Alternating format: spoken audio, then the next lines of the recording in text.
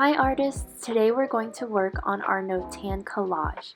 Last time I saw you, we made our background paintings, and today we're going to practice so that we're ready to put our Notans on top of our painted paper. Notan is a Japanese term that means the balance of light and dark, kind of like yin and yang.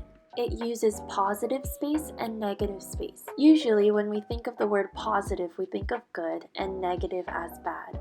But in art, it means something different. Take a look at the picture of the stool. Positive space in a drawing or a painting is usually the main subject of the artwork, or the space that's inside of the object.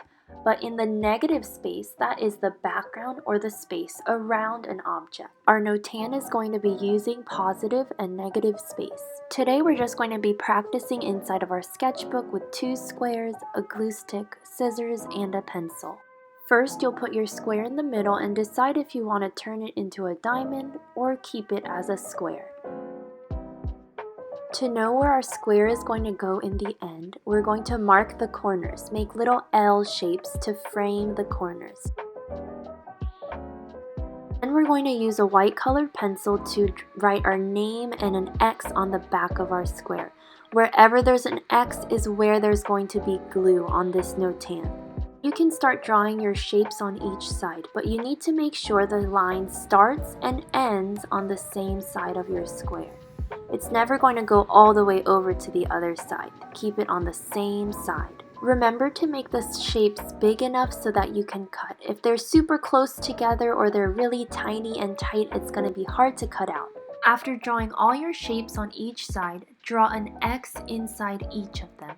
This will show that that's the side you will glue later. When you're cutting out round or small shapes, instead of chomping like this, opening and closing all the way, try not to close your scissors all the way and do tiny little bites while your other hand is driving or turning the paper as you cut. Then you will put your square into the middle of those framed corners and fit the cutout piece into your black square like a puzzle. Then you're going to flip your shape out. It's kind of like you're turning the page of a book. Flip out and glue. And remember, the side that has the X on it is the side that will be glued. Now I'm going to fast forward and cut out all of my small pieces. The center square can be placed into the middle with the X on the back. And then I'm going to fit in my pieces and put glue on the side that has an X on it, fit it into my puzzle piece, and flip out. Now I'm just repeating the process, putting glue on the side that has the X, fitting it into a puzzle piece, and flipping out.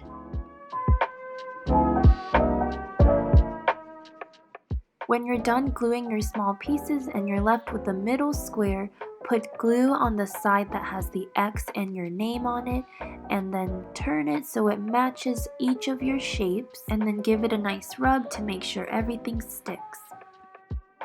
If you have time and finish your first one early, you'll turn the page and do a second one with different types of shapes. We're practicing today so you can get some ideas on what you'd like to add to your painting. I can't wait to see what you all create.